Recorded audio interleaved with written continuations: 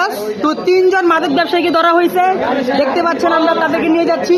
পিছনে আরো 2 জন আছে, এলাকার বড় ভাইরা আছে।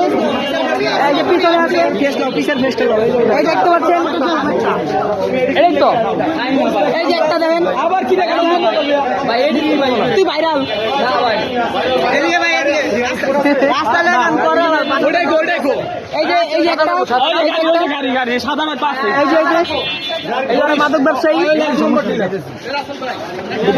তো মোট আমরা 3 জনে ধরছি। সানি ভাই পোলারি যায় না, সানি ভাই এই দেখেন আমরা কতগুলি পাইছি। দেখতে পাচ্ছেন আমরা কতগুলি মাদক পেয়েছি।